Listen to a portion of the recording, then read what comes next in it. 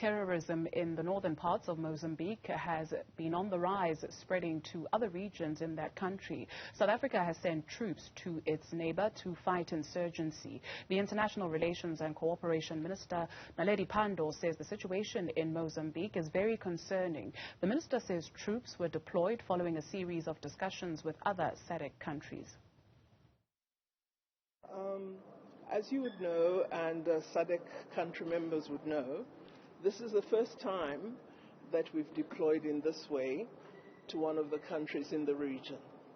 The deployment arose from our concern at the incursion by terrorists into the territory of Mozambique and very significant displacement of the local population in the northern region of Mozambique, where residents of the Cabo Delgado region were severely displaced.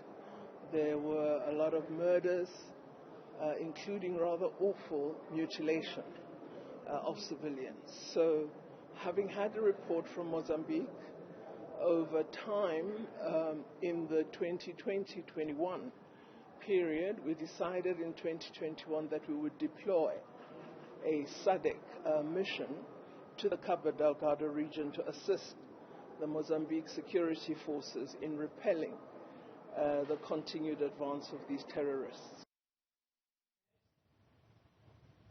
Minister Pandor says efforts to rebuild the country and its economy must be taken in order to create a stable environment for investors to return to Mozambique. Well, one or two of the companies that have invested in the development and exploitation of the gas resources have indicated a possibility of return now that some of the territory has been recovered. But there is a force majeure declared by the major investor, and we'd like to see them come back. So we've got to create the conditions of stability, because that private sector investment and the development of those gas resources is going to be one of the most significant African investment efforts ever seen on our continent. So it's very important that we create the stability to ensure a return to development in that area. Let's expand on this. We're joined by Louw Nel, Senior Political Analyst at Oxford Economics Africa. Thank you very much for availing yourself this afternoon. As you heard the Minister of International Relations in South Africa characterizing what is at stake here economically, how would you summarize what is at stake in Mozambique, also taking into consideration the loss of lives and people being displaced?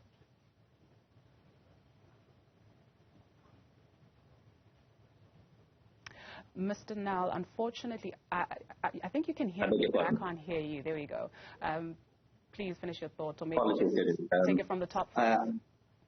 Yes, of course. I think it's impossible to understate just how significant the development this is, economic opportunity this is for Mozambique, considering the massive boost that it's going to provide to its economy. However, they are facing significant challenges. And as you pointed out, there are two companies that have indicated their willingness to resume work in Cabo Delgado. The one company, Eni, Italy-based Eni, has a floating platform. They have the Coral South floating LNG project. So they're slightly less hamstrung by security developments on shore by virtue of this South Korean-built platform that will be based in Block 4, will be based offshore. The larger of the two projects is the one by Total Energies, which is the Afungi LNG park, who is obviously based on very close to the town of Palma, to the northeast of Cabo Delgado. And that is a much bigger challenge, of course, because that is not an offshore facility. That will require stability on the ground, will require security to improve to the point where both local residents will be participating in the early construction of the program, and then, of course, later probably foreign-based labor that will go there to do the extracting of the gas. And the first project is potentially coming back online towards the end of the year. Could pump gas as early as the end of this year, but more likely beginning of next year. As for the Total Energies one, even if construction resumes in the second half of this year, which we think is a possibility, it will be perhaps another 2 years before we see gas flowing through that project. And this conflict, please correct me if I'm wrong, but it's rather new, right? So it started in 2017, so we're not talking about a decades-old conflict. You speak of creating stability. How do you do that when some sectors of that society believe that when the young people of that country are not taken care of, then they are susceptible to joining movements that would see the country burn, then build? Well, I think it's important to point out that even though the Islamic insurgency in Cabo Delgado is only a few years old and really only took a significant upturn in 2020, the problems in the province of Cabo Delgado is decades old. So it is in a severely under-resourced, underdeveloped area. That's despite the fact that President Filipe Nyusi is from Cabo Delgado.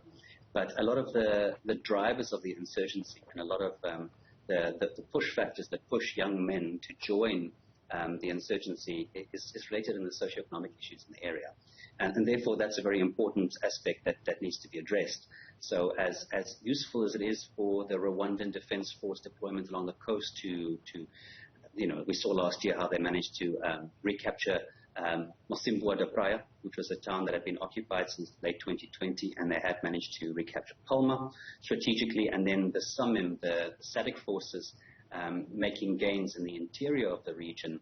It's much more important for the kind of development in that region to see residents return to these conflict-ridden areas, and that's much harder. And of course, the government most recently committed $300 million to rebuilding the province and try and resettle residents.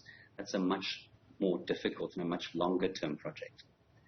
At the same time, I might point out that the initial gains that we saw from the Rwandan forces and from the South Africans, or the SADC forces, after they were deployed in July last year, they're starting to reverse now because a lot of those forces are finding it very difficult to hang on to the territory that they had pushed militants out. And we also saw the operational range of some of the militants expand into neighboring Niassa province. We saw the militants also resort back to some of their older techniques of breaking up into smaller groups, attacking villages, raiding villages for recruits and for supplies, and making it much harder for the foreign forces that are really very small in number, in real terms, to consolidate their initial gains. And that's just it. And this, as the conversation rages on about the continent's ability to plug a gap that has been left in light of the Russia-Ukraine conflict, people talking of countries such as Mozambique, Nigeria as well. What do you make of that conversation and Mozambique's ability to play in that space? Well, it's an interesting conversation. Mozambique, geopolitically speaking, is especially interesting because of the Rwandan connection. A lot of speculation around the fact that Rwanda agreed to deploy their forces that far south in Cabo Delgado because they wanted to become a greater geopolitical player, but because they had the support of the French government. You might remember Emmanuel Macron visiting Kigali earlier last year. And then months later, Filipe Nyusi went to meet with Paul Kagame in Kigali as well. Suggestions that it's Total Energy money that is funding this deployment. And one thing is clear, that the Rwandans have applied for funding via the European Peace Facility. Ultimately, conflicts are extremely expensive, and the SAMIM mission is already running into budgetary issues. So at this point in time, it's an 8-country mission, but only 4 countries have really significantly have dedicated a significant number of troops on the ground. And one of those countries, Lesotho, has already made it clear that they might not be able to sustain that. And the reality is that this force will not be able to consolidate its gains unless it gets supported by a larger infantry deployment with the necessary air and naval support. All of this, of course, is extremely expensive, and the countries that are participating in the mission all find themselves extremely stressed. Their budgets are stressed. The SADC forces are trying to get some funding via the AU, but it's going to be very difficult. The mission needs to expand, and at this point in time, the mission can hardly sustain itself financially. you speak of the cost of conflict and you term it as extremely expensive. As I try to suppress the conspiracy theorist in me, I do wonder, though, as we dealt with some of the underlying causes of why young people would take up arms and be susceptible to joining certain movements, in whose interest is it that that region particularly does not work? As you mentioned in the beginning, that this has been simmering for a while. It's only manifesting itself now. This is true, but we've seen in Africa time and again, Islamist groups, militant groups are very good at identifying regions where there is potential for them to deploy, because there's weak state. They have opportunity to recruit locally, and with Mozambique, there's another interesting example, because also it's on a smuggling route. So a lot of contraband, narcotics, and weapons making its way through the Cabo Delgado region.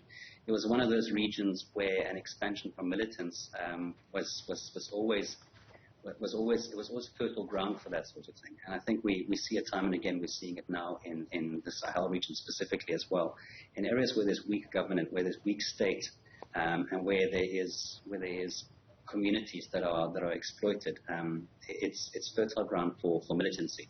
And even though the insurgency in Cabo Delgado is very much a local issue, there is the participation of foreign forces, and there is an allegiance by some of those groups to Islamic State, and they've taken advantage of that power vacuum, that vacuum of authority in the area.